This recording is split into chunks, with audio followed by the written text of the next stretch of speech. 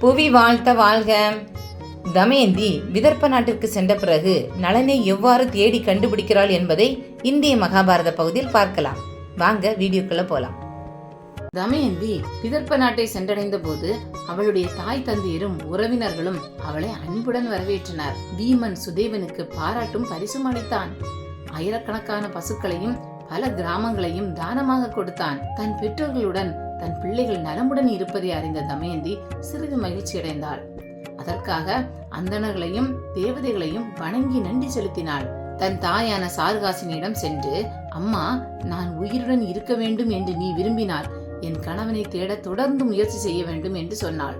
தமயந்தியின் இவ்வார்த்தைகளை கேட்டு சாருகாசினி கண்ணீர் சிந்தி அழுதாள். தன் கணவனான வீமனிடம், அரசே, நம் மகள் தமயந்தி தன் கணவனை குறித்து பெரிதும் கவலைப்படுகின்றாள்.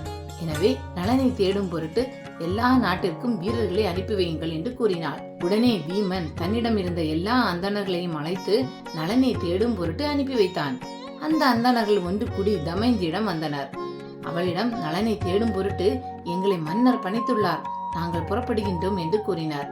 தமயந்தி அந்தணர்களிடம், அந்தண சீலர்களே, எல்லா நாடுகளுக்கும் நீங்கள் செல்லுங்கள். ஜனங்கள் கூட்டமாக இருக்கும் இடத்தை கண்டால் உடனே அங்கு சூதாடியே தூங்கும் மனைவியை காட்டில் விட்டுவிட்டு பாதி ஆடையை கிழித்து கொண்டு வந்தது முறையா? மீதி ஆடையுடன் உம்மை எதிர்பார்த்து அவள் அழுது கொண்டிருக்கின்றாள். சோகத்துடன் அழுது கொண்டிருக்கும் அவள் விஷயத்தில் கருணை காட்டு. கணவனாய் இருப்பவனுக்கு மனைவியை காப்பது கடமை என்றோ? அறம் தெரிந்த உமக்கு நீ செய்த காரியம் நியாயமாய் படுகிறதா என்று அடிக்கடி கேளுங்கள். அப்படி சொல்லும் பொழுது யாராவது மறுமொழி சொன்னால் சொன்னவரை பற்றிய விவரங்களை முழுமையாக தெரிந்து கொண்டு இங்கு வந்து விடுங்கள். ஆனால் வீமனுடைய உத்தரவினால் தான் சஞ்சரிக்கின்றீர்கள் என்பதை ஒருவரும் அறியக்கூடாது என்று கூறினாள். அதன் பின்னர் அந்தணர்கள் தமயந்தியிடம் அனுமதி பெற்றுக்கொண்டு நளனை தேடுவதற்காக பல நாடுகளுக்கும் சென்றனர். பட்டணங்கள், கிராமங்கள், ஆசிரமங்கள் போன்ற பல இடங்களிலும் நளனை தேடி அலைந்தனர். தமயந்தியால் சொல்லப்பட்ட அந்த வார்த்தைகளை பல இடங்களிலும் கூறினர். நீண்ட நாட்கள் சென்றன. நளனை கண்டுபிடிக்கவே முடியவில்லை. பர்நாதன் என்னும் அந்தணன் மட்டும் விதர்ப்ப நாட்டிற்கு திரும்பி வந்தான். அவன் தமயந்தியிடம் சென்று, அம்மா, நான் ருதுபர்ணன் என்னும் மன்னன் ஆட்சி செய்யும் அயோத்தியை அடைந்தேன். அம்மன்னனுக்கு விகார உருவம் கொண்ட வாகுகன் என்னும் தேர்ப்பாகன் உள்ளான். அவன் தேரோட்டுவதிலும் உணவு சமைப்பதிலும் வல்லவனாம். நீங்கள் சொன்ன விஷயங்களை அந்நாட்டு மன்னனிடம் கூறினேன். மன்னவனோ அச்சபையில் இருந்த மற்றவர்களோ இதற்கு மறுமொழி ஒன்றும் கூறவில்லை. ஆனால் அந்த வாகுகன் மட்டும் தனிமையில் என்னிடம் வந்து அழுது புலம்பியவாறே, நற்குலத்தில் தோன்றிய பதிவிரதைகள் துன்பம் நேரிட்ட பொழுது தம்மை தாமே காத்துக் கொள்கின்றனர், ஒழுக்கத்தையே கவசமாக கொண்டு வாழ்கின்றனர். துன்பத்தில் இருக்கும் கணவன் தன்னை கைவிட்டு விட்டால் அதற்காக அவனை கோபித்தல் தகாது என்று என்னிடம் வந்து கூறினான். இதை கேட்டவுடன் அவனை பற்றிய விவரங்களை தெரிந்து கொண்டு இங்கு வந்துள்ளேன் என்று கூறினான். பர்நாதனுடைய இந்த வார்த்தைகளை கேட்டு தமயந்தி கண்ணீர் விட்டு அழுதாள். நேரே தன் தாயிடம் சென்று பர்நாதன் கூறியவற்றை தெரிவித்தாள். பிறகு, அம்மா, நளனை தேடுவதற்காக உங்கள் முன்னிலையில் சுதேவனையே அனுப்பி வைக்கப் போகின்றேன் என்று கூறினாள். பிறகு பர்நாதனுக்கு நிறைய செல்வத்தை வழங்கி மரியாதையுடன், ஐயனே, உங்கள் வார்த்தைகள் மூலம் நளன் அயோத்தியில் இருக்கிறார் என்று உணர்கின்றேன். அவரை தேடி காண்பதற்கு நீங்கள் கொண்டு வந்த செய்தி பெரிதும் பயன்படும். அவர் இங்கு வந்து சேர்ந்தவுடன் மீண்டும் தங்களுக்கு நிறைய பொருள் தருகின்றேன் என்று கூறி வணங்கினாள். பிறகு தமயந்தி சுதேவனை அழைத்து தன்னுடைய தாயின் முன்னிலையிலேயே அவனிடம் வருத்தம் தோய்ந்த குரலில், அந்தணரே, தாங்கள் அயோத்தி சென்று அந்நாட்டு மன்னனான ருதுபர்ணனிடம் நான் சொல்பவற்றை சொல்லுங்கள்.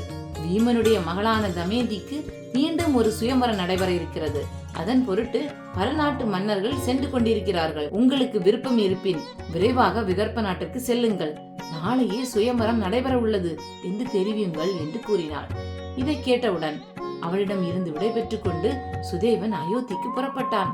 அயோத்தி சென்று மன்னனை கண்டு தமயந்தி தன்னிடம் கூறியவற்றை அப்படியே கூறினான். செய்தியை அறிந்த ருதுபர்ணன் தன்னுடைய தேர்ப்பாகனான வாகுகன், வாருஷ்ணேயன் ஆகிய இருவரையும் வரவழைத்தான். தான் அந்தணர் மூலம் அறிந்த செய்தியை அவர்களிடம் தெரிவித்து, பாகுகனே, தமயந்தியின் சுயம்பரத்திற்கு செல்ல விரும்புகின்றேன். ஒரே நாளில் சென்றாக வேண்டும். நாளை காலைக்குள் அங்கு செல்ல என்னால் இயலுமா என்று கேட்டான். தமயந்திக்கு மறு சுயம்பரம் நடைபெற உள்ளது என்ற செய்தியை நளன் அறிந்தவுடன் இதயமே வெடித்து விட்டது போன்று துடிதுடித்தான். தன் மனத்திற்குள் பலவாறு சிந்தித்தான். துன்பத்தின் காரணமாய் புத்தி தடுமாறிய தமயந்தி இவ்வாறு நடந்து கொள்கின்றாளா, அல்லது என்னை கண்டுபிடிக்க வேண்டும் என்பதற்காக அவள் கடைபிடிக்கும் உபாயமா, அல்லது பெண்களுக்குரிய சஞ்சல புத்தியானது தமயந்தியையும் பிடித்து விட்டதா? எது எப்படி இருப்பினும் நானும் விதர்ப்ப நாட்டுக்கு சென்று உண்மையை கண்டறிகின்றேன் என்று தனக்குள் சொல்லிக் கொண்டான். பின்னர் ருதுபர்ணனிடம், அரசே, ஒரே நாளில் விதர்ப்ப நாட்டை அடைந்து விடலாம். நாளை காலை சூரிய உதயத்தில் நாம் அங்கு இருக்கலாம் என்று வணக்கத்துடன் கூறினான். ருதுபர்ணன் மகிழ்ச்சியுடன் ஒப்புக்கொண்டான். பிரயாணத்திற்கு வேண்டிய ஏற்பாடுகளை நளன் கவனிக்க தொடங்கினான். குதிரைகளுக்குரிய எல்லா இலக்கணங்களும் வாய்க்க பெற்ற ஒப்பில்லாத குதிரைகளை நளன் தேர்ந்தெடுத்தான். ருதுபர்ணன் அக்குதிரைகளை கண்டு அவை பலமற்றவை போன்றும் உருவத்தில் சிறியவை போன்றும் தென்பட்டன. எனவே நளனை பார்த்து, வாகுகனே, நீ என்ன காரியம் செய்கின்றாய்? இந்த அற்பமான குதிரைகள் தேரை எவ்விதம் உறுதியுடன் இழுத்துச் செல்லும்? ஒரே நாளில் இவற்றை நம்பி எவ்வாறு விதர்ப்ப நாட்டை அடைய முடியும்? இதை கேட்டு நளன், மன்னா, 10 சுழிகள் உள்ள இக்குதிரைகள் மிகவும் சிறப்புடையவை. நாளை காலை கண்டிப்பாய் விதர்ப்ப நாட்டை அடையும், இதில் சந்தேகம் இல்லை. இக்குதிரைகளின் மேல் தங்களுக்கு நம்பிக்கை இல்லை எனில் தாங்கள் விரும்புகின்ற குதிரைகளை தேரில் பூட்ட சித்தமாயிருக்கின்றேன் என்று கூறினான். உடனே ருதுபர்ணன், வாகுகனே, திறமையுடையவை என்று எந்த குதிரைகளை பற்றி நினைக்கின்றாயோ அந்த குதிரைகளையே தேரில் பூட்டு. நீயோ குதிரைகளின் ரகசியம் முழுமையையும் அறிந்தவனாய் இருக்கின்றாய் என்று கூறினான்.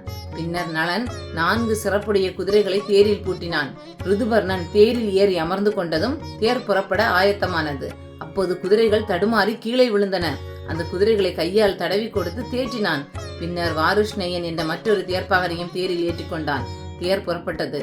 கடிவாளங்களை பிடித்து தேரை விரைவாக ஓட்டினான் நளன். காற்றினும் கடிய வேகத்துடன் தேர் ஓடத் தொடங்கியது. அதன் வேகத்தை கண்டு அயோத்தி மன்னன் ஆச்சரியமும் பயமும் கொண்டான். வாகுகன் தேர் ஓட்டும் அழகை கண்டு வாருஷ்ணேயன் திகைப்படைந்தான். இந்த வாகுகன் யாராய் இருக்கக்கூடும்? இந்திரனுடைய சாரதியான மாதலியாய் இருப்பானா, அல்லது அஸ்வசாத்திரம் இயற்றிய சாலிகேத்திர முனிவராய் இருப்பானா? அன்றி நல சக்கரவர்த்தியோ, அல்லது அவரிடம் இதனை கற்றுக்கொண்டு வந்தவனாய் இருக்கக்கூடுமோ? இவனிடம் இருக்கும் இத்திறமையை நல சக்கரவர்த்தியிடம் மட்டுமே கண்டிருக்கின்றேன். இவனும் நல சக்கரவர்த்தியின் வயதுடையவனாகவே காணப்படுகின்றான். ஆனால் உருவில் மட்டும் மாற்றம் தென்படுகின்றதே என்று தனக்குள் பலவாறு எண்ணிக்கொண்டே வந்தான். வாகுகன் நதிகளையும் மலைகளையும் காடுகளையும் குளங்களையும் தாண்டி விரைந்து தேரை ஓட்டிக் கொண்டு சென்றான். அப்பொழுது அயோத்தி மன்னனுடைய மேலாடையானது கீழே விழுந்து விட்டது. உடனே அவன் நளனை நோக்கி, வாகுகா, தேரை நிறுத்து, என் மேலாடை விழுந்து விட்டது, அதை வாருஷ்ணேயன் சென்று எடுத்து வரட்டும் என்று கூறினான். உடனே நளன், மன்னா, தங்கள் ஆடை விழுந்த இடத்தில் இருந்து தேர் 1 யோசனை தூரம் அதற்குள் வந்து விட்டது. இனிமேல் திரும்பி சென்று எடுப்பது முடியாது என்று பதில் கூறினான். இந்த வார்த்தைகளை கேட்டு ருதுபர்ணன் சிறிது அதிருப்தி அடைந்தான். தொடர்ந்து தேர் சென்று கொண்டிருந்தது. வழியில் நிறைய பழங்கள் உள்ள ஒரு மரம் தென்பட்டது. உடனே ருதுபர்ணன் வாகுகனை பார்த்து, வாகுகா, எல்லாரும் எல்லாவற்றையும் அறிந்திருக்க முடியாது. எல்லாம் அறிந்தவன் ஒருவனும் இல்லை. இனி என் திறமையை பார். இந்த மரத்தில் உள்ள இலைகளை காட்டிலும் 100 இலைகள் அதிகமாய் கீழே உதிர்ந்து கிடக்கின்றன. அதுபோன்றே இம்மரத்தில் 5 கோடி இலைகள் இருக்கின்றன. இம்மரத்தில் இக்கிளையில் மட்டும் 2095 பழங்கள் இருக்கின்றன என்றான். உடனே வாகுகன் தேரில் இருந்து இறங்கினான். அயோத்தி மன்னனை நோக்கி, அரசே, இதன் கிளையை ஒடித்து எண்ணி பார்க்கிறேன் என்று கூறினான். அதற்கு ருதுபர்ணன், வாகுகா, தாமதம் செய்ய இது தருணமன்று. நாம் அவசியம் விதர்ப்ப நாட்டிற்கு உடனே செல்ல வேண்டும். உடனே புறப்படு. இன்று எப்படியும் அந்நாட்டை அடைய வேண்டும் என்று கூறினான். வாகுகன் பழங்களை எண்ணிய பின்புதான் விதர்ப்ப நாட்டிற்கு செல்வேன் என்று கூறினான். அரசனுக்கு விருப்பம் இல்லாவிட்டாலும் வேறு வழி இல்லாமல் அவன் கட்டாயத்திற்கு ஆட்பட்டவனானான். எனவே வாகுகனை நோக்கி, கிளையின் ஒரு பாகத்தை மட்டும் எண்ணி சரிபார்த்துக்கொள், பின்னர் நாம் புறப்படுவோம். அந்த ஒன்றின் மூலம் திருப்தி அடைவாய் என்று கூறினான். அதன்படி ஒரு கிளையை மட்டும் ஒடித்து எடுத்து நளன் எண்ணத் தொடங்கினான். ருதுபர்ணன் கூறிய எண்ணிக்கையின்படி பழங்கள் சரியாய் இருந்தன. அதை கண்டு நளன் பெரும் ஆச்சரியம் அடைந்தான். அவன் அயோத்தி மன்னனிடம், அரசே, உம்முடைய திறமை மிகவும் சிறப்புடையது. இதனை கற்றுக்கொள்ள வேண்டும் என்று எனக்கு ஆசையாய் இருக்கிறது என்று கூறினான்.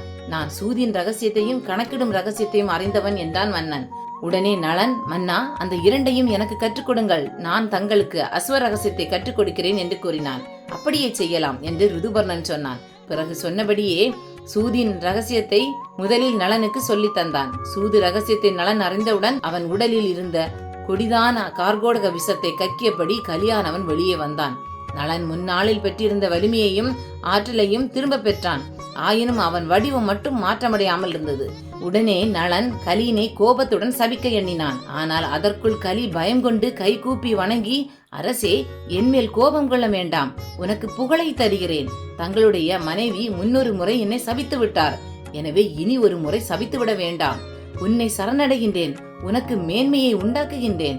உன்னுடைய பெயரை கூறியவர்களை நான் அணுக மாட்டேன், இது உறுதி என்று கூறினான். இதை கேட்டவுடன் நளன் தன் கோபத்தை அடக்கிக் கொண்டான். பின்னர் கலி ஒருவரும் அறியாமல் மரத்தில் சென்று ஒளிந்தான். அவன் நளனுடன் பேசியதை ஒருவரும் அறியவில்லை. பிறகு நளன் மிக்க களிப்புடன் தேரில் ஏறிக்கொண்டு கடிவாளங்களை பிடித்தான். இனி என்ன நடந்தது என்பதை அடுத்து வரும் மகாபாரத பகுதியிலும் தொடர்ந்து பார்க்கலாம். நன்றி, வணக்கம். புவி வாழ்த்த வாழ்க. ஆனந்தம், ஆத்மானந்தம்.